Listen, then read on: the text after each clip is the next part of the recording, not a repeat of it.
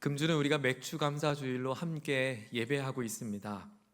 구약의 이스라엘 백성들은 보리를 수확하고 난 뒤에 첫 번째 첫 단을 하나님께 감사의 제사로 드렸습니다. 첫 열매 이렇게 불러서 초실절이라고 합니다. 이 기간에 또 하나의 큰 절기가 있는데요, 바로 유월절입니다.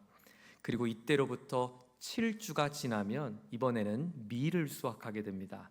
그리고 이 7주가 지났다 해서 7주 곱하기 7일 77에 49 해서 77절이라고 말합니다. 혹은 그 49일 다음 날 50일째 되는 날을 해서 오순절이라고 부릅니다. 바로 이때가 바로 이스라엘 백성들이 보리와 밀을 수확한 것을 기념하며 하나님 앞에 예배했던 것을 맥주절이라고 부릅니다. 유월절은 이스라엘 백성들이 출애굽한 해방을 기억하는 날이죠. 기념하는 날입니다. 가족들과 함께 누룩없는 빵을 먹으며 하나님이 우리를 건져주신 것을 기억하는 날이 유월절이에요. 오늘날 우리에게는 영적인 해방, 바로 죄에서, 사망의 권세에서 우리를 건져주신 날을 기념하는 예배가 있습니다. 그 예배를 부활주일로 우리는 지키죠.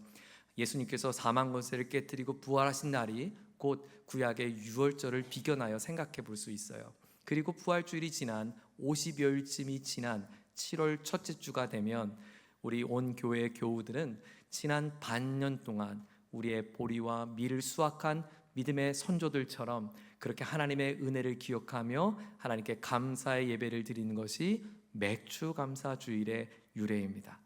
지난 반년 동안 우리의 심겨진 것들마다 하나님께서 풍성하게 거두시고 돌보시고 가족들과 교회와 특별히 우리 일상의 삶을 함께 해주신 하나님께 우리 박수로 감사와 영광을 올려드리겠습니다. 또한 지난 6개월 동안 부족한 종과 함께 몸된 교회를 든든하게 세워가기 위해 헌신으로 섬겨주신 우리 모든 성도 여러분들께 진심으로 감사를 드립니다. 이렇게 믿음은 마치 땅에 씨앗을 심는 것과 매우 유사합니다. 참 신기하죠. 손톱보다 작은 씨앗을 땅에 심었는데 그 씨앗이 한 번도 꿈꿔볼 수 없는 아름드리 꽃이 피어나고 열매가 납니다. 뿌리를 뻗고 줄기가 세워진 그 식물들은 풍성한 열매들을 맺게 되는 거죠. 우리 대학이 교훈 삼는 하나님의 말씀은 요한복음 12장 24절입니다. 내가 진실로 진실로 너에게 이르노니 한 알의 밀이 땅에 떨어져 죽지 아니하면 한 알 그대로 있고 죽으면 많은 열매를 맺느니라. 이 구절은 복음의 신비가 담겨 있습니다. 예수님께서 마치 그 씨앗처럼 한 알의 밀이 돼서 땅에 심겨졌습니다. 십자가에 달려 죽으셨습니다. 그러나 예수님의 죽음은 죽음으로 끝나지 않았습니다. 마치 땅에 심겨진 씨앗과 비슷합니다. 예수님께서 사흘 만에 부활하셔서 죽음을 깨뜨리시고 일어나셔서 온 인류가 꿈꿔볼 수 없는 꽃과 꿈꿔볼 수 없는 풍성한 열매를 우리에게 거두게 하셨습니다. 그 열매는 영생입니다. 영원한 생명의 열매를 예수께서 우리에게 맺게 주셨습니다. 이것이 복음의 신비입니다. 그렇습니다. 저와 여러분의 어떠한 작은 믿음이라 할지라도 하나님께 그 믿음을 심겨지기만 하면 우리 하나님은 우리의 작은 믿음을 들어 사용하셔서 하나님의 위대하고 아름다운, 우리가 한 번도 꿈꿔볼 수 없는 위대한 일을 이루시는 것이 바로 하나님께 있음을 믿으시기를 바랍니다. 지금까지 살펴봤던 아브라함의 인생은 그와 같은 믿음의 씨앗이 심겨진 열매를 거둔 인생이었습니다. 그 인생에 한 번도 상상할 수 없는, 꿈꿀 수 없는 아름드리 꽃과 열매를 맺게 했습니다. 100세에 자신의 아내 90세, 바로 아들 이삭을 낳게 된 것입니다. 하나님의 은혜가 아니고서는 해석할 수 없는 일입니다. 아브라함의 작은 믿음을 하나님께 심기만 했는데 하나님은 그 심은 아브라함의 믿음을 한계를 뛰어넘는 위대한 놀라운 역사로 그에게 함께 하셨던 것입니다. 그렇습니다. 하나님께는 어떠한 불가능함도 없습니다. 어떠한 한계도 뛰어넘을 수 있으신 분이십니다. 그 하나님이 오늘 우리의 예배를 받으시는 하나님이시며 그 하나님이 지난 반년 동안 우리를 도우셨고 우리의 인생에 우리와 동행해 주시는 하나님인 줄 믿으시기를 바랍니다. 한계를 뛰어넘는 위대한 역사, 그 역사의 시작은 바로 믿음입니다. 오늘 본문은 그런 한계를 뛰어넘는 아름다운 열매를 이어받았던 그의 아들 이삭의 후손을 낳는 이야기예요. 그런데 그 이야기는 우리에게 소중한 믿음이 무엇인지를 우리에게 들려줍니다. 지금까지 아버지 아브라함을 통하여 그 위대한 역사를 이루셨던 하나님께서 이삭의 인생에 어떻게 그의 삶을 새롭게 빚어가시는가, 그 하나님의 위대한 하나님의 역사는 오늘 나에게 어떤 역사를 낳게 되어지는가, 오늘 본문을 통해서 우리가 붙잡아야 할 위대한 믿음을 함께 나누고자 합니다. 첫 번째, 우리가 함께 붙잡아야 할 첫째 믿음은 하나님의 초자연적 창조를 믿는 믿음입니다. 하나님의 초자연적 창조를 믿는 믿음이요. 오늘 본문은 이삭의 후손을 낳는 족보의 이야기를 소개하고 있는데, 특별히 성경 저자는 의도적으로 이 단락을 구성하면서 첫 번째 줄과 마지막 줄에 쌍을 이루는 비슷한 내용을 넣어서 그 안에 이야기를 우리에게 강조하게 합니다. 19절에 이삭의 족보는 이러하니라 하고 20절에 그 족보를 설명하는데요, 20절을 한번 볼까요? 이렇게 시작을 하죠.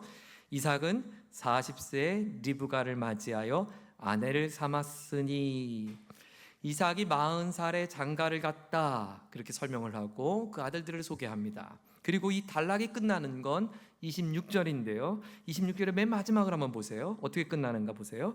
리브가가 그들을 낳을 때 이삭이 60세였더라.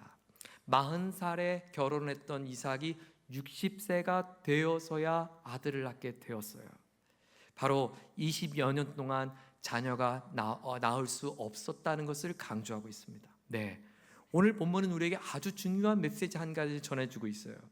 아브라함의 뒤를 잇는 그 유업을 잇는 이삭의 그 기사는 결코 자연스럽지 않았다는 것입니다. 다시 말하면 20년 동안 자녀가 없었던 이삭이 후대를 잇는 것은 바로 하나님만이 하실 수 있는 일이었고 하나님의 창조의 역사였음을 본문은 강조하고 있습니다. 그렇습니다. 하나님은 지금까지 창조의 이야기를 창세기 1장 1절부터 시작해 오셨습니다. 하나님은 말씀으로 세상을 창조하셨습니다. 하나님께서 창조하신 세상이 죄로 말미암아 어그러지자 하나님은 물로 심판하셨습니다. 그러자 하나님께서는 노아를 들어서 다시 새 창조를 선언하셨습니다. 노아의 아들들 가운데 하나님은 아브라함을 선택하셔서 하나님 나라의 이야기를 다시 이어가기 시작합니다. 하나님께서 선택한 사람 아브라함은 아들을 낳을 수 없었습니다. 하지만 이것이 전혀 하나님께 문제가 되지 않았습니다. 왜냐하면 하나님은 창조주 하나님이시니까요. 그런데 그의 아들 이삭도 상황을 보세요. 21절에 이삭의 상황을 이렇게 설명하죠. 21절에 보시면 이삭이 그의 아내가 임신하지 못함으로, 이삭에게도 동일한 불임의 문제를 만났어요. 20년 동안 아이를 낳을 수 없는 거죠. 여러분, 이삭은 하나님의 영적 유산을 이어받은 사람입니다. 그리고 지난주 살핀 것처럼 아브라함이 죽자 11절에 하나님께서 친히 이삭에게 복을 선언하셨습니다. 하나님이 직접 하신 말씀이에요. 그런데 하나님의 약속을 받았음에도 불구하고 20년 동안 그도 하나님의 그저 역사를 기다려야만 했던 상황이었어요. 아브라함도 불임을 만났을 때 그는 이 기다림의 시간을 어떻게 보냈었죠? 그는 수많은 시행착오를 겪어야 했습니다. 여종 하갈을 통해 이 문제를 해결하라고 했고 그 문제는 결코 더 큰 문제를 낳게 되었어요. 하지만 반면 이삭은 자신의 불임 문제를 어떻게 풀어가는가를 봅시다. 21절을 우리 다 함께 읽겠습니다. 시작. 이삭이 그의 아내가 임신하지 못함으로 그를 위하여 여호와께 간구하매 여호와께서 그의 간구를 들으셨으므로 그의 아내 리브가가 임신하였더니, 아내가 임신하지 못함으로 그와 그를 위하여 여호와께 간구했다. 여러분, 그는 아주 멋진 남편이었어요. 사랑하는 아내와 사랑하는 가족을 위해 여호와 앞에 먼저 엎드린 거예요. 여러분, 진짜 사랑이에요. 진짜 사랑은 그 사랑하는 이를 위해 여호와께 엎드린 것에서 사랑이 시작되는 것을 잊지 마십시오. 주중에 우리 교회에는 수요일과 금요일마다 저녁마다 예배가 있습니다. 주중에 그 예배 시간에 보면 종종 유아실엔 유아차에 아이를 싣고 아기띠를 한 엄마 아빠들의 모습을 보게 됩니다. 늦은 시간 아이들이 곤히 잠들어 있는데 그 아기띠를 메고 들쳐매고 이 아이를 위해 하염없이 우는 엄마 아빠의 마음속에는 내가 이 아이를 사랑할 수 있는 최고의 사랑, 바로 기도로 여호와 앞에 엎드린 것입니다. 사랑하는 여러분, 우리 가정을 지키는 첫 번째가 여호와께 엎드린 것임을 잊지 않기를 바랍니다. 중요한 것은 오늘 이삭이 여호와 앞에 엎드렸다는 것도 중요하지만 더 중요한 것이 있어요. 그것은 그는 아버지의 전철을 밟지 않았다는 것이에요. 아버지의 행동을 따르지 않았다는 것입니다. 그는 아버지는 자신의 힘으로 문제 해결을 하려고 했어요. 자신의 방법으로 고안했던 생각으로 이 문제를 풀어가려고 했어요. 하지만 이삭은 이 문제가 나에게 있지 않음을 인정했어요. 이 문제는 오직 하나님만이 하실 수 있는, 하나님의 초자연적 일하심만 할 수 있는, 하나님의 역사만이 할 수 있는 것임을 그는 믿었던 것입니다. 그렇습니다. 기도는 바로 창조주 하나님 앞에 우리가 엎드려 하나님만이 하실 수 있음에 대한 신앙의 고백입니다. 하나님, 창조주 하나님은 우리에게 이 기도를 선물해 주셨어요. 누구든지 언제든지 주님 앞에 기도하기만 하면 스탠바이 되신 하나님께서, 모든 것을 주실 수 있는 하나님께서 우리에게 다 주시겠다고 말씀하셨어요. 예외 없이, 누구도 변명할 길이 없이 누구든지 구할 수 있기만 하면 하나님이 주신다고 말씀하셨어요. 심지어 하나님은 우리의 부족한 기도를 액면 그대로 받지 않으시고, 우리가 예수님의 이름을 힘입어 기도할 때 우리의 기도를 가치 있는 기도로 여겨주셨어요. 성부 하나님 앞에 성자 하나님의 이름을 걸고 한 기도이기 때문이에요. 성자 하나님이신 예수님의 이름을 힘입어 기도할 때 성부 하나님께서 성자 예수님의 이름을 건 기도를 책임져 주시는 거예요. 그리고 성령 하나님은 우리가 무엇을 놓고 기도해야 될지 모를 때 우리에게 기도할 바를 알려주십니다. 성부 하나님이 기뻐하실 기도를 내 입에 담아주십니다. 나에게 생각을 채워주십니다. 그래서 하나님의 그 응답을 우리에게 맛보게 하시는 것입니다. 하나님께서 기도하는 자에게 놀라운 약속을 하셨어요. 한밤중에 찾아온 친구의 간청의 비유를 들어주시며 누구든지 주 앞에 부르짖기만 하면 주님이 응답하겠다고 약속하셨습니다. 그렇습니다. 한 사람의 기도가 출애굽을 이루었습니다. 한 사람의 기도가 홍해를 건너겠습니다. 한 사람의 기도가 바위에 샘물이 나오겠습니다. 한 사람의 기도가 하늘에서 만나를 내리겠습니다. 한 사람의 기도가 전쟁터에서 태양을 멈추겠습니다. 한 사람의 기도가 하늘에서 불을 내리겠습니다. 한 사람의 기도, 오늘 그 한 사람의 기도를 통하여 하나님은 일하시는 분인 것을 믿으시기를 바랍니다. 내가 모든 것을 할 수 없다고 느껴진 그 순간 하나님만이 하실 수 있음을 믿는 믿음, 초자연적인 역사를 믿는 그 믿음의 시작은 바로 여호와 앞에 엎드리는 것입니다. 스코틀랜드에 종교개혁이 일어났습니다. 당시 스코틀랜드의 여왕은 메리라고 하는 여왕이었습니다. 그녀는 종교개혁자들에 향하여 회방하며 그것을 막으려고 애를 썼습니다. 종교개혁자들의 부흥과 그들의 말씀 사역을 막기 위하여 메리는 수많은 노력을 기울였습니다. 그러나 걷잡을 수 없는 그 부흥의 물길을 막을 길이 없었습니다. 그때 메리 여왕이 했던 유명한 말이 있습니다. 나는 10,000명의 군사보다 조한 낙스의 한 사람의 기도가 더 두렵다. 그녀는 10,000명의 군사를 잡을 수 있는, 억제할 수 있는 능력은 있었지만 조한 낙스가 했던 그 기도에 신실하게 응답하신 하나님의 역사를 막을 길이 없었던 것입니다.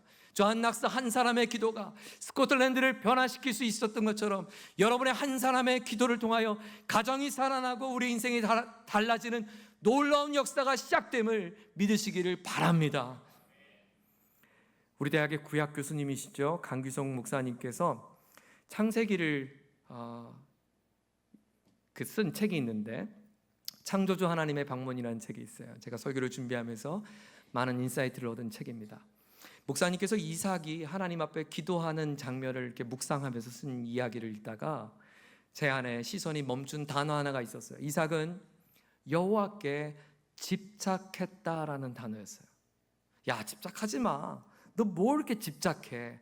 우리는 집착이라는 단어를 굉장히 부정적으로 사용하죠. 그런데 그것을 곱씹고 묵상해 보니까 기도야말로 여호와께 집착하는 것이더라고요.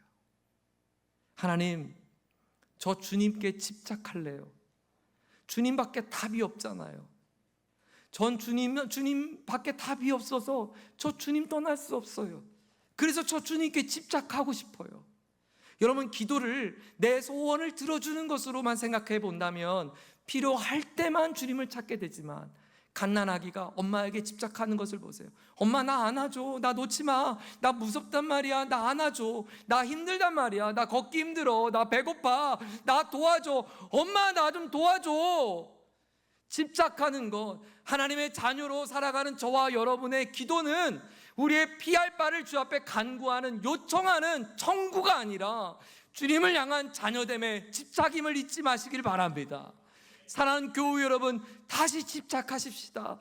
여호와께 집착해야 합니다. 우리 삶을 이끌어가는 것, 내가 아님을 우리는 지난 6개월 동안 보지 않았습니까? 내 자녀의 걸음을 어찌 우리가 다 보장할 수 있습니까? 내 인생을 어찌 내가 설계한 대로 살 수 있단 말입니까? 우리 지난주에 한 교우님이 저에게 문자를 주셨어요. 이제 자녀의 진로를 놓고 기도하시면서 진로가 바뀌었다는 거예요.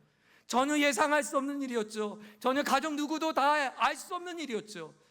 그래서 우리는 하나님께 더 집착해야 돼요. 하나님, 우리가 계획한 대로 사라지지 않더라고요. 하나님, 내 뜻대로 사라지는 게 아니더라고요. 그래서 주님, 나를 떠나지 않으시는 주님, 나도 주님 떠날 수 없어요. 나 주님 붙잡아야 돼요. 그래야 살 수 있어요. 하나님, 나를 도와주세요. 그 하나님이 창조주 하나님이며 그 하나님이 나의 어떤 한계를 뛰어넘어 일하실 수 있는 하나님인 것을 여러분 마음 다해 고백하며 주 앞에 엎드리는 은혜가 있기를 축원합니다. 유독 성경은 불임의 이야기를 많이 등장해요. 사라가 그랬고 리브가가 그랬죠.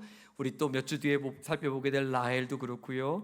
사사기 13장 마노아의 아내가 그랬고요. 사무엘의 어머니 한나가 그랬고, 열왕기하 4장 수넴 여인이 불임이었고, 누가복음 1장에 보면 엘리사벳이 불임이었어요. 여러분, 왜 성경은 유독 이렇게 불임한 여인들의 이야기를 들려줄까요? 착각하지 말라는 거예요. 나의 인생의 열고 닫음이 하나님께 있다고요. 우리에게 있는 게 아니라고요. 나의 인생의 열고 닫음의 책임이, 그것을 이끌어 가신 분이 주님이심을 성경은 강조합니다. 또 하나, 내가 할 수 없는 이 한계, 갇혀있는 한계, 여러분 불임이야말로 인간이 할 수 없는 한계 아닙니까? 그런데 이 한계를 뛰어넘는 그 일이 바로 여호와께 있음을 강조하고 있어요. 그 하나님의 위대한 역사가 어떻게 일어나는가 보세요.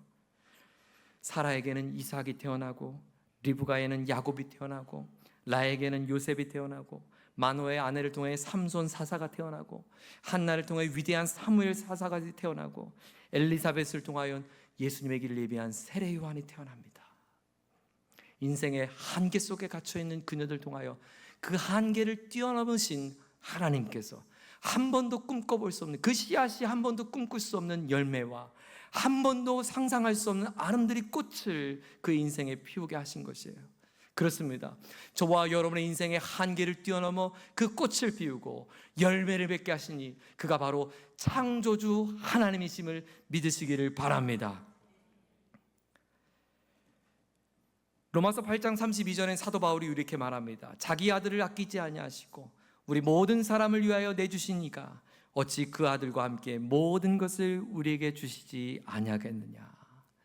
들의 백합화를 돌보시는 하나님, 공중의 새를 먹이시고 입히시는 하나님, 오늘 자기 백성인 우리들을 책임져 주시고 인도해 주십니다. 어려움의 시간을 만나셨습니까? 지금이야말로 창조주 하나님께 집착하며 엎드리며 주님의 은혜를 구할 절호의 기회입니다. 이 시간 하나님의 창조의 능력을 믿는 믿음이 여러분 모두의 마음에 고백이 되기를 다시 한번 주의 이름으로 도전합니다. 한계를 뛰어넘는 위대한 역사의 시작은 믿음입니다. 오늘 하나님은 우리에게 어떤 믿음의 사람이 되길 원하실까요? 첫째는 창조의 역사를 믿는 믿음이라면, 두 번째는 더 중요한데요, 우리의 일반적 섭리를 신뢰하는, 하나님의 일반적 섭리를 신뢰하는 믿음이에요. 일상에서 일하신 하나님의 놀라운 섭리를 믿는 믿음 말입니다.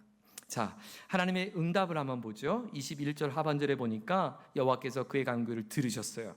그의 아내 리브가가 드디어 응답으로 임신합니다. 그리고 22절이에요. 이렇게 시작합니다. 시작. 그 아들들이 그의 태 속에서 서로 싸우는지라. 네, 거기까지요. 하나님의 절박한 응답에 기도했던 그들의 응답으로 자녀를 얻었는데 또 다른 문제를 만나잖아요. 여러분, 그게 인생이에요. 우리는 한 고비를 넘으면 또 다른 고비를 만나고요, 한 어려움을 극복하면 더 큰 어려움을 만날 수 있어요. 리브가가 내게 일어난 일이 너무너무 황당하고 또 이해할 수 없어서 그녀가 이렇게 탄식합니다. 내가 어찌할꼬 그랬어요.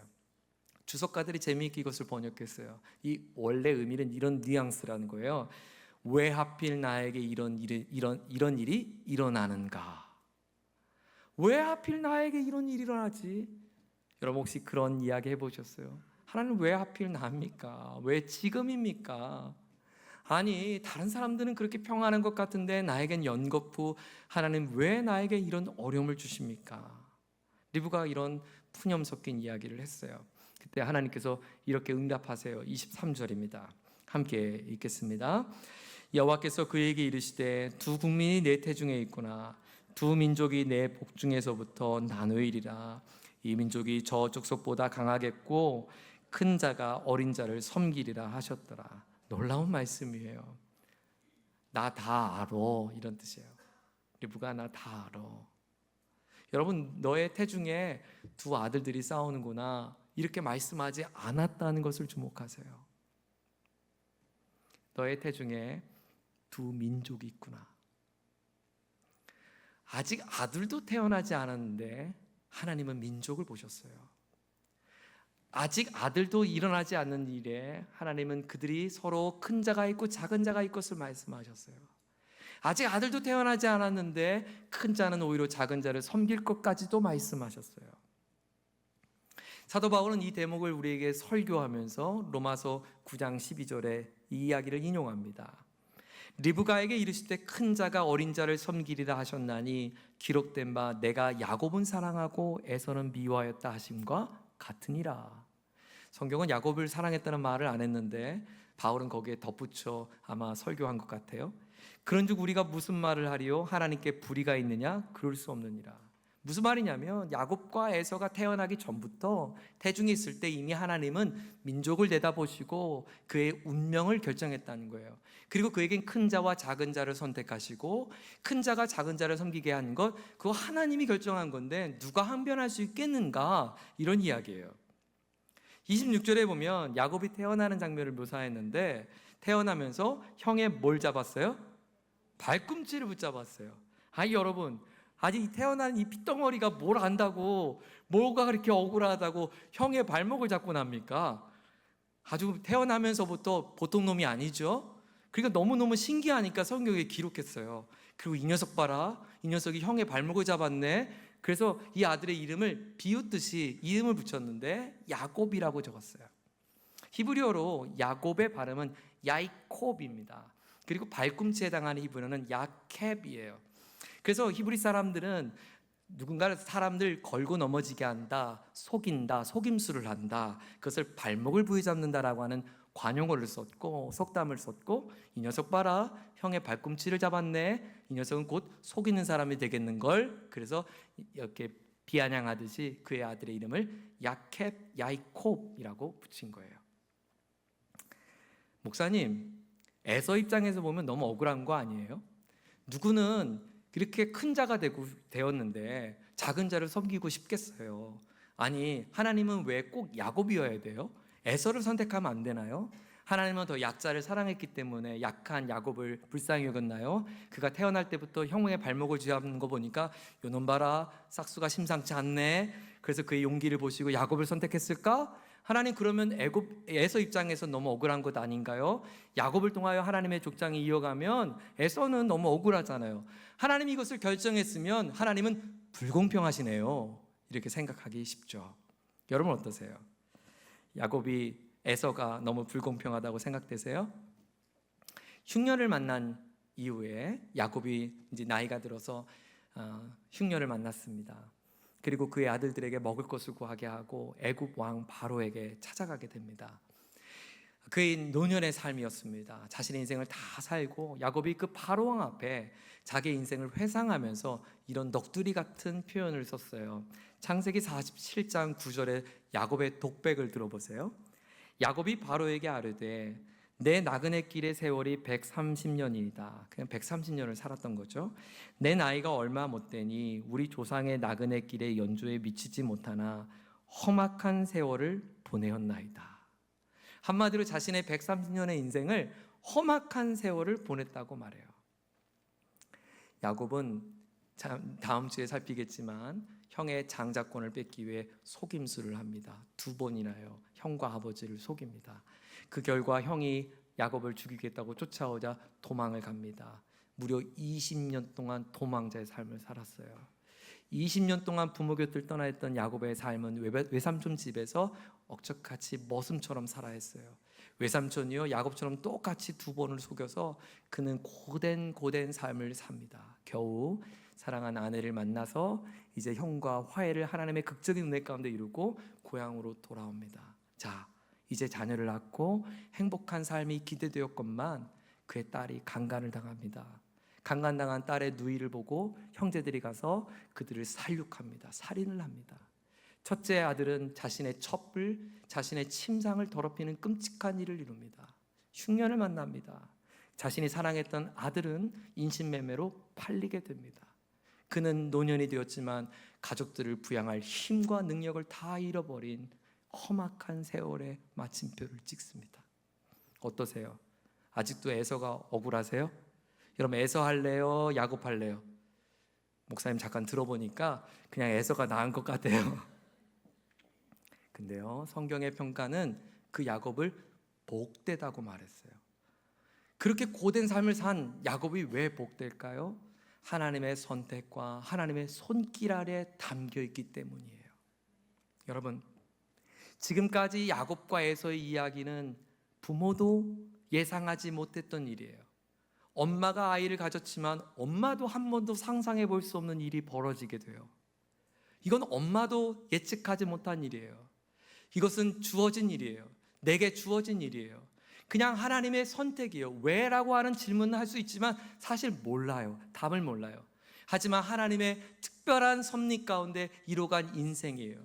그러나 그런 하나님의 특별한 섭리 가운데 다 이해할 수 없고 다 할 수 없는 일이지만 이것이 하나님의 손 안에 있어서 이것이 복되다라고 성경은 말한다는 거예요.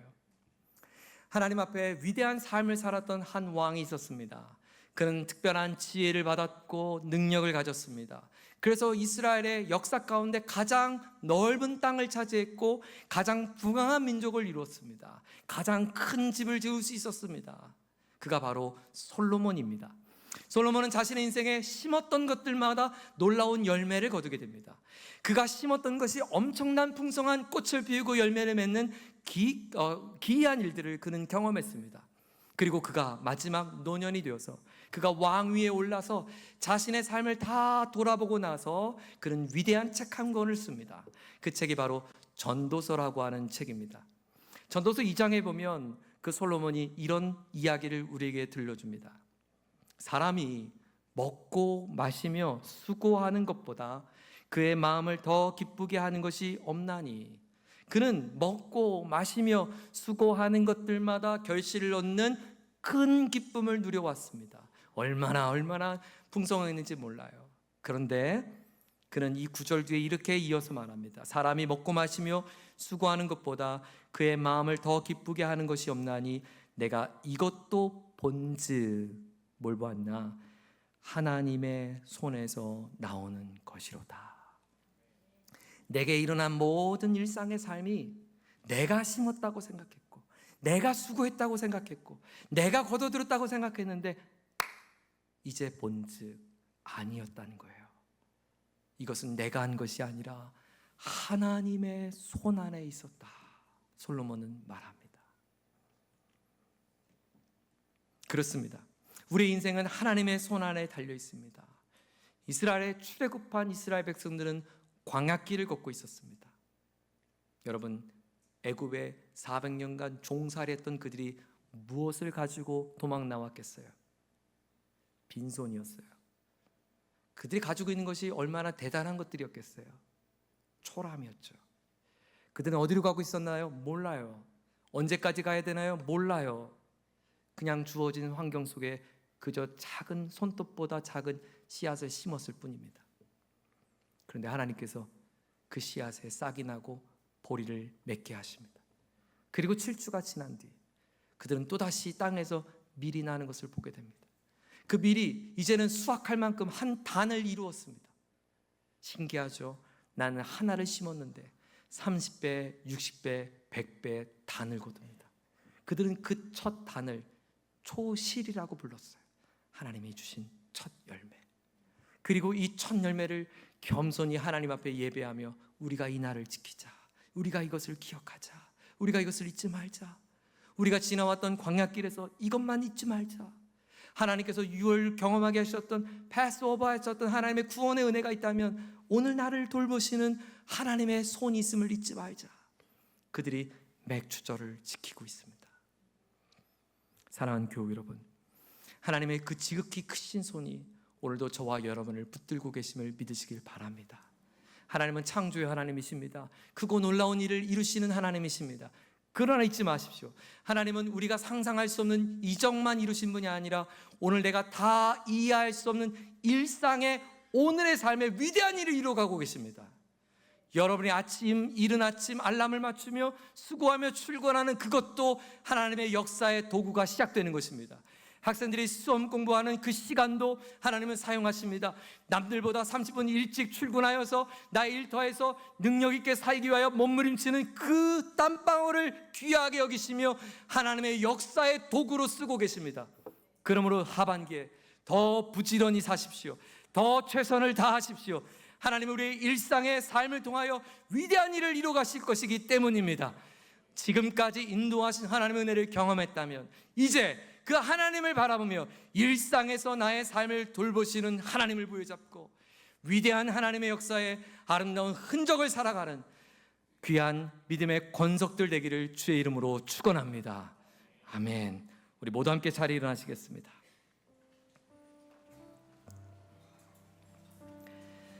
이 시간 함께 주신 말씀을 기억하고 마음 모아 찬양하길 원합니다. 아무것도 두려워하지 말라. 주 나의 하나님이 지켜주시네.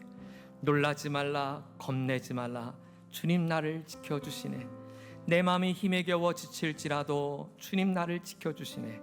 세상의 험한 풍파 몰아칠 때도 주님 나를 지켜주시네.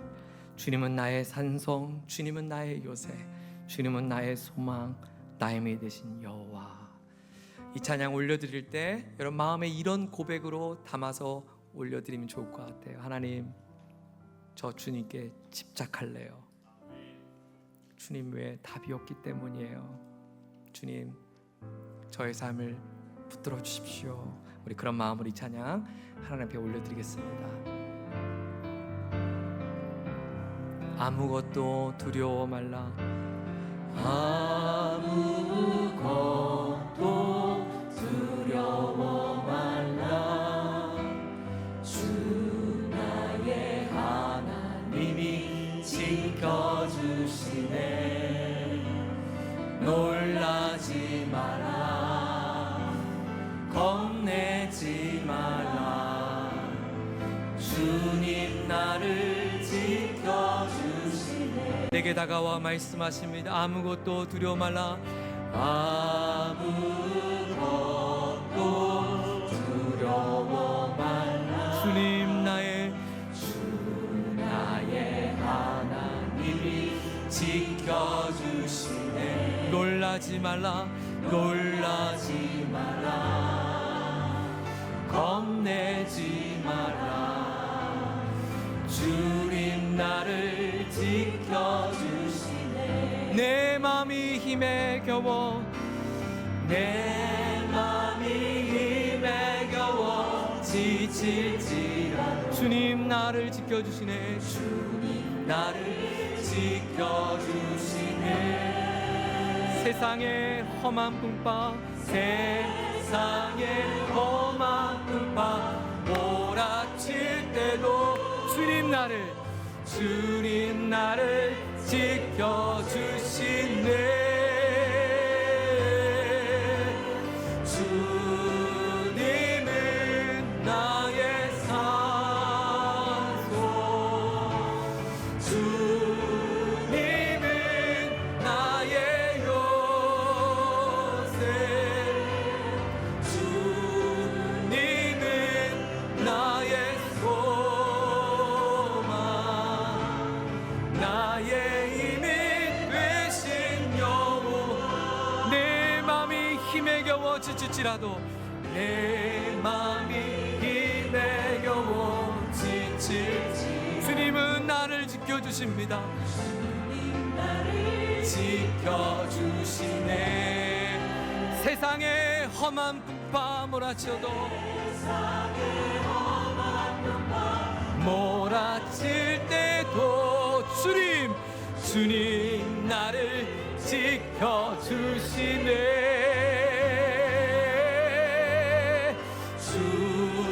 주님은 나의 산소, 주님은 나의 요새, 주님은 나의 소망, 나의 힘이 되신 여호와.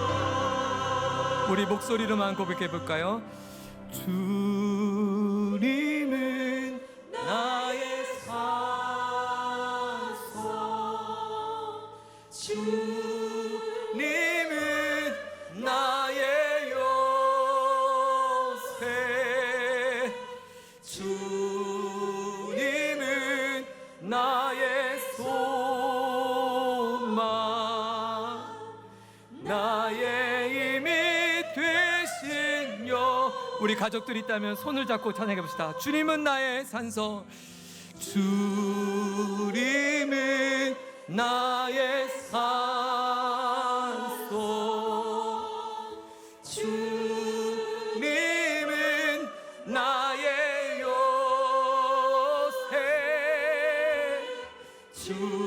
주님은 나의 소망,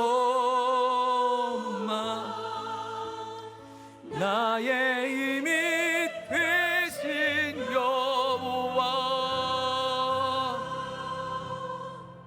우리 예배당을 떠나기 전에 우리 마음과 주님 앞에 기도하기 원합니다. 주님, 우리에게 주어진 삶의 자리에 주님께만 집착하겠습니다. 창조주 하나님 바라보겠습니다. 다 이해할 수 없고 헤아릴 수 없는 일상의 삶에 신실하게 일하시는 하나님의 놀라운 신실하심을 바라보겠습니다. 하나님, 나의 요새이십니다. 나의 산성이십니다. 나의 소망이십니다. 내가 주님을 찬양합니다. 우리 함께 주여 부르짖고 합심하여 기도하겠습니다. 주여. 하나님 감사합니다. 하나님 감사합니다. 우리의 걸음마다, 우리의 심었던 씨앗들마다 풍성한 열매와 꽃과 결실을 맺게 하시며 하나님의 위대한 일을 이루게 하신 것 감사합니다. 그렇습니다. 예기치 않은 일들, 예상할 수 없는 일들, 다 헤아릴 수 없는 일들을 만날 때마다 우리에겐 두렵고 우리에겐 염려가 되고 놀라고 겁나는 것이 우리의 모습과 마음입니다. 우리의 마음이 힘에 겨워 지칩니다. 그러나 하나님이 나를 지켜주시고 하나님이 나를 도와주시고 하나님이 나를 붙잡아 주심을 우리가 믿습니다. 하나님, 창조의 하나님, 지금도 새 일을 행하시는 하나님, 위대한 일을 이루신 하나님 바라보겠습니다. 나의 일상의 삶에 놀라운 일을 이루신 하나님을 바라보겠습니다. 오늘도 하루하루의 삶의 자리에 풍성한 일을 이루신 하나님을 바라보겠습니다. 오늘도 예상할 수 없는 일들 가운데 하나님의 놀라운 응답을 주실 하나님을 바라보겠습니다. 다 이해할 수 없고 다 알 수 없어도 하나님 두려워하지 않겠습니다. 염려하지 않겠습니다. 무서워하지 않겠습니다. 겁내지 않겠습니다. 하나님 바라보겠습니다. 하나님 아버지, 감사합니다. 우리의 손에 들려진 것은 작은 씨앗에 불과했는데 그 씨앗이 하나님께 심겨지자 하나님께서 싹을 나게 하시고 뿌리를 뻗게 하시고 상상할 수 없는 꽃을 피우며 열매를 맺게 하시는 것, 하나님 은혜임을 고백합니다. 하나님, 아무것도 보이지 않는 황무지를 걸었던 출애굽의 백성들이 이 맥주절을 꼭 지켰던 것은 바로 우리의 걸음에 보이지 않지만, 다 알 수 없지만, 헤아릴 수 없지만 내 걸음이 하나님 손 안에 있음을 잊지 않기 위함이었습니다. 오늘 예배하는 귀한 권속들 마음의 중심에 하나님 손 안에 들려 있음을 기억하고 초자연적 창조를 믿는 위대한 믿음, 그리고 일상의 놀라운 섭리로 이끌어 가신 하나님의 신실함을 바라보는 믿음, 그 믿음으로 하나님의 역사의 주인공으로 살아가는 우리 모두가 되게 해 주옵소서. 하나님, 마음에 힘이 겨운 교우들이 있습니다. 두려움의 교우들이 있습니다. 겁나하는 교우들이 있습니다. 주님, 저들을 지켜 주시옵소서. 험한 풍파의 한복판에 있는 교우들에게 하나님 꽉 안아주시고 그 물결이 그들의 삶을 덮지 못하도록 보호해 주시고 하나님의 성령의 보살피심으로 덮어 주시옵소서. 쉼이 필요한 교우들에겐 하나님 안식처가 되어 주시고 하나님, 그들이 주님 품 안에 숨고 그곳에서 마음의 평안을 얻으며 힘을 얻을 수 있도록 날마다 산성 되신 여호와 앞에 엎드려 기도하는 믿음의 교우들이 되게 하여 주옵소서.